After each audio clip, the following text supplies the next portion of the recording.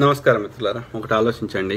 ఉన్న లోపాలన్నీ కాంగ్రెస్ మీద బురదలే ప్రయత్నం చేస్తున్నారు. ఆ క్రమంలో రేవంత్ రెడ్డికి చంద్రబాబు నాయుడు ఏజెంటు అని బురదలుతున్నారు. ఓకే, సో ఎవరు రేవంత్ రెడ్డి ఎక్కువ రోజులు టీడీపీలో ఉన్నాడా, కేసీఆర్ ఎక్కువ రోజులు ఉన్నాడు టీడీపీలో?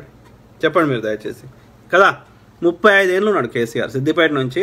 35 ఏళ్ళు 7 సార్లు 8 సార్లు గెలిచిన టీడీపీ టికెట్ మీద. ఇవాళ టీఆర్ఎస్లంతా ఒరిజినల్గా తెలంగాణ ఉద్యమం కోసం కొట్లాడినాడు వాడు దాదాపు చాలా తక్కువ మంది ఉన్నారు టీఆర్ఎస్లో.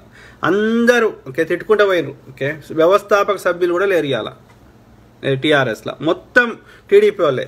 Gangula Kamalakar TDP, KCR TDP. Okay, KTR గాడి వాని పేరే అజయ్ రావు ఉంటే టికెట్ ఎన్టీ రామారావు టికెట్ ఇవ్వాలని చెప్పి తారక రామారావు అని ఎన్టీ రామారావు పేరు పెట్టుకున్నాడు, ఆంధ్రాయన పేరు. ఓకే కదా, అట్లా ఆలోచించండి. గంగుల కమలాకర్, ఓకే, ఎర్రబల్లి దయాకర్ రావు, తీగల కృష్ణారెడ్డి, తర్వాత ఈ యొక్క కొప్పుల ఈశ్వర్, సత్యవతి రాథోడ్, ఇట్లా ఎంతమంది, ఇంకా నాకు అందరి పేర్లు గుర్తుకు రాకపోవచ్చు. ఓకే, దాదాపు కార్యకర్తలైనా లీడర్లైనా పాలమల్లిగాడు, పాలమల్లారెడ్డి, తలసాని శ్రీనివాస్ యాదవ్. ఓకే, ఇట్లా ఎంతమంది, ఆ యొక్క కడియం శ్రీహరి.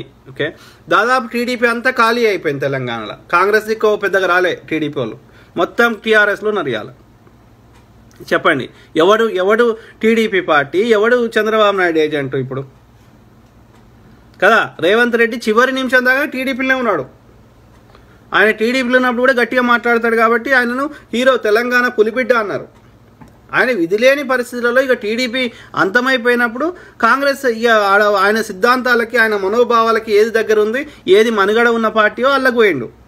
ఆయనకు నిజంగా ఆయనకున్న వాక్చాతుర్యానికి, ఆయనకున్న పోరాట పటిమకి, ఆయనకున్న ధైర్యానికి ఏ టీఆర్ఎస్లోకి పోతేనో, ఏ బీజేపీలోకి పోతే కేంద్ర మంత్రి అయ్యేటోడు, ఈ యొక్క టీఆర్ఎస్లోకి పోతే రాష్ట్ర మంత్రి అయ్యేటోడు. ఓకే, ఇప్పటికెప్పుడో అయిపోయేటోడు.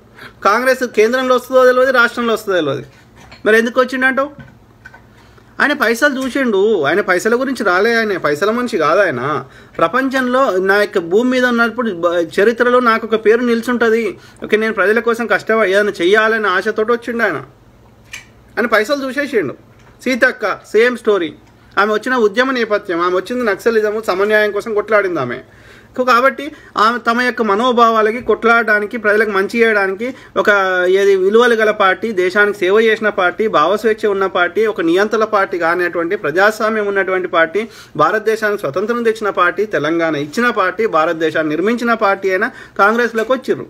కాంగ్రెస్ అధికారానికి వస్తుందో లేదో. హాయ్ ఫ్రెండ్స్, మా టుడే టుమారో యూట్యూబ్ ఛానల్ చూస్తున్నందుకు చాలా థ్యాంక్స్.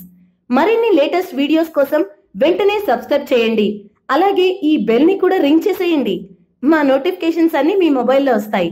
అలాగే మా వీడియోస్ మీకు నచ్చితే లైక్ చేయండి, షేర్ చేయండి, నచ్చకపోతే కామెంట్ చేయండి.